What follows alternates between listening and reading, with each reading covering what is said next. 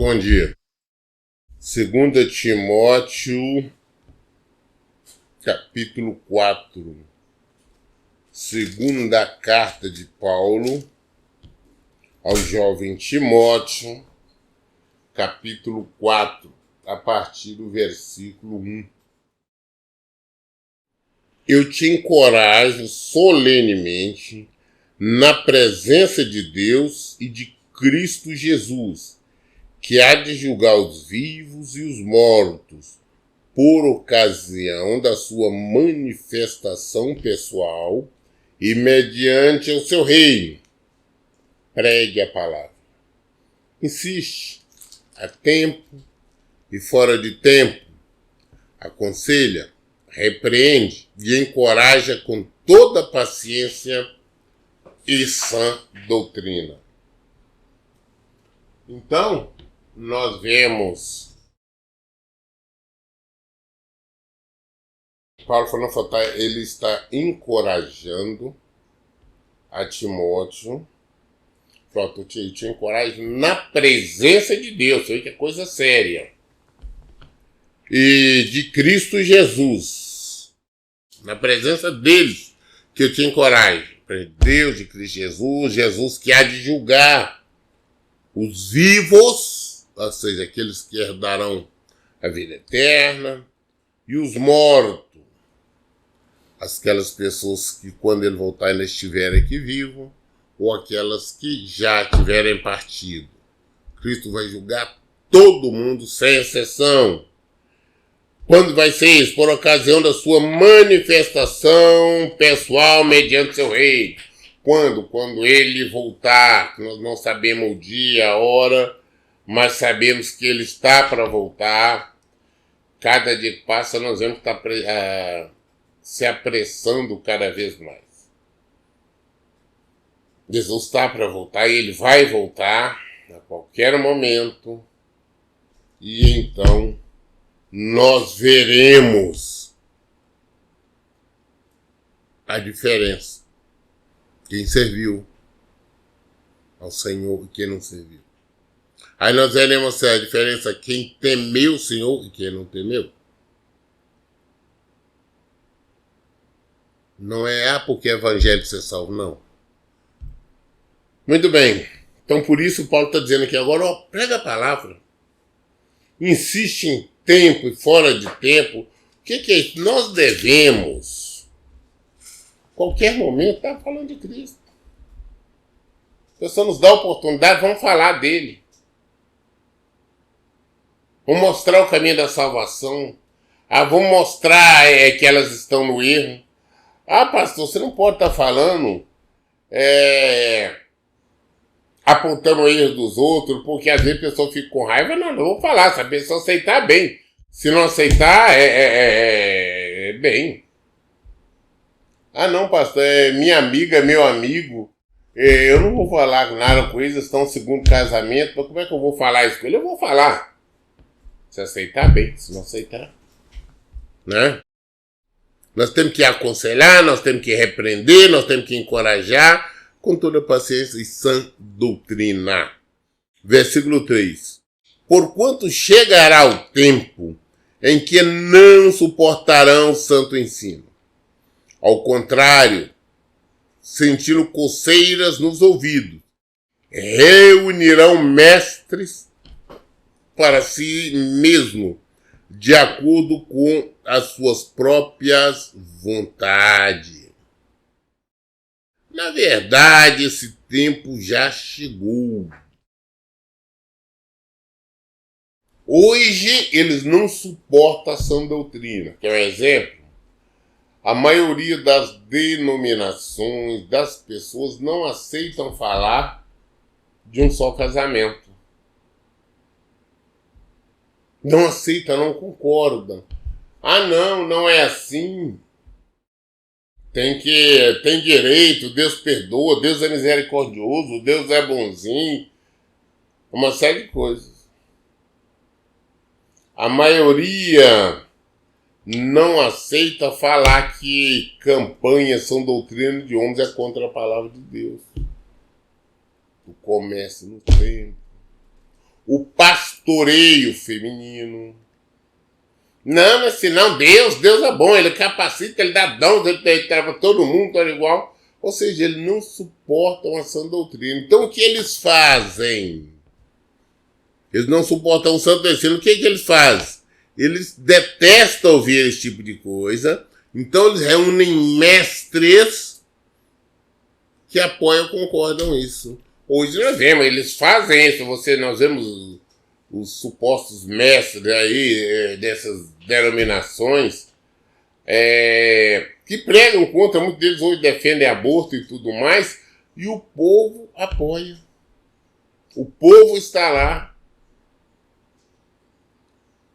Mas aonde se prega a verdade, condena o pecado, fala de salvação, pode ver se o templo está vazio. Que as pessoas não querem. Preferem ouvir mentira. A sã doutrina eles não aceitam. O santo ensino não. Paulo falou isso. E hoje nós vivemos isso. Hoje eles têm mestre com a vontade dele. Você vai, você vê, igual você vê uma reunião do Valdemir Santiago, olha, eu fico às vezes passando na televisão, quantas mil pessoas tem ali. E você vê que ele não prega, ele não ensina, ele não vive o evangelho, é outra coisa. Ou lá do Silas Malacheia, do Edir Macedo, do Romildo Soares, né, do Agenor Duque, e tantos outros viraram teatro. Por quê? Por que estão cheios? Porque eles pregam o que as pessoas querem ouvir. Aquelas pessoas que estão lá, se colocar alguém para pregar a verdade, o santo ensino ali, com pouco tempo vai esvaziar. Elas não querem isso. O que ele falou já aconteceu. Versículo 4 fala: tais pessoas se recusarão a dar ouvidos à verdade, voltando-se para os mitos. Eles não querem saber a verdade. Eles não querem ouvir a verdade. Eles querem ouvir falar de mito. Eles querem o quê? O que o povo hoje quer ouvir? Ah, não, que Davi foi vencedor, você vai ser igual a Davi. Ah, você vai ouvir como lá de Samuel, lá. Ah, não, onde você coloca o pé, você é seu. É isso que você vai ouvir. Essas histórias. O povo quer isso, a verdade não. Jesus não. Não é normal que nem mesmo os judeus aceitaram Jesus. Até hoje os judeus, né? Eles estão ali, a maioria, tá? Não todos, porque tem uma pequena porcentagem que se converteu, são os judeus, os cristãos judeus, mas a maioria não. Inclusive agora você está fazendo preparação, né, para inaugurar o terceiro templo, que eles acreditam então na vinda de Jesus, né, a vinda do Messias, não de Jesus, né, a vinda do Messias, porque eles acham, eles entendem que Jesus não é o Messias, não foi o Messias, e eles estão esperando a primeira vinda ainda. Não perceberam que Jesus está voltando a segunda vez para levar a sua igreja. E aqueles que não se converteram vão padecer, vão se julgar e padecer por toda a eternidade. Então eles preferem acreditar em Moisés. Como nós vemos hoje, muitas pessoas, muitas denominações preferem falar de Davi, ou de profeta Isaías, Jeremias, Ezequiel, mas não de Jesus. Eles fogem do Novo Testamento.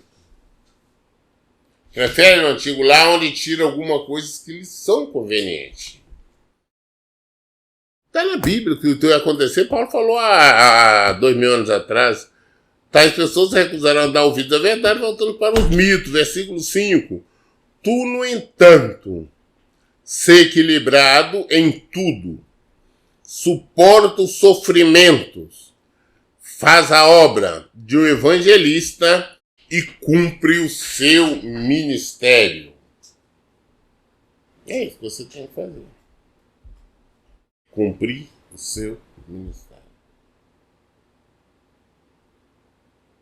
Vamos viver isso aqui. Vamos viver esse evangelho. Vamos praticar este evangelho. Vamos evangelizar. Vamos cumprir o nosso ministério.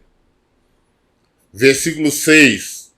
Quanto a mim, já estou sendo derramado como vinho na oferta de libação. O momento da minha partida se aproxima. Paulo sabia que ele estava prestes a partir. Está perto. Sabia, ele estava em Roma. Ele foi para lá, que ele foi julgado por César, né, pelo imperador.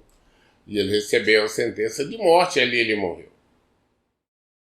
Foi executado. Ele sabia disso. Mas mesmo ali, até na hora dele ser executado, ele continuou pregando o evangelho, ensinando o evangelho, falando do evangelho para todos, mandando cartas e mais cartas, né? A maioria das cartas aqui que foram escritas, ele já estava preso, né? Aguardando aqui. Ele falou, não, sei que meu momento se aproxima, sei que daqui a pouco eu vou ao encontro do Senhor. E ele tinha certeza de que ele estava indo para o Senhor. Por quê? Porque ele está vivendo a palavra de Deus. Ele estava vivendo em conformidade com o Evangelho do Senhor Jesus Cristo. E ele fala no versículo 7, olha, eu combati o bom combate, completei a corrida, perseverei na fé. Ele combateu o combate, o Evangelho, ter firme no Evangelho até o final. Falou, olha, eu completei minha carreira, agora ao final. Eu perseverei na fé. Eu vivi pela fé. Eu fiz tudo pela fé, eu estou na fé. Eu sei que estou sendo aguardado, né? E eu vou ao encontro do Senhor. Você vê que ele fala, agora me está reservada a coroa da justiça, que o seu justo juiz me concederá naquele dia. E não somente a mim, mas certamente a todos que amarem a sua vinda. Acabando, você está acabando, e que subindo, eu vou receber do Senhor a coroa, né? A vitória que ele prometeu. Ele, o justo juiz, o único juiz que realmente é justo. Que ele vai me conceder naquele grande dia, na volta do Senhor. Não somente a mim, mas todos os que o amarem a sua vida. Todos. Ok? Muito bem. Nós lemos hoje capítulo 4 de 2 Coríntios até o versículo 8. Até o versículo 8. Amanhã, querendo Deus, sendo a vontade do Senhor, nós daremos continuidade a partir do versículo 9. Todas as dúvidas nós esclarecemos na Bíblia. Por isso, em todo o tempo eu digo, leiam e pratiquem a Bíblia. Deus abençoe. Então, bom dia.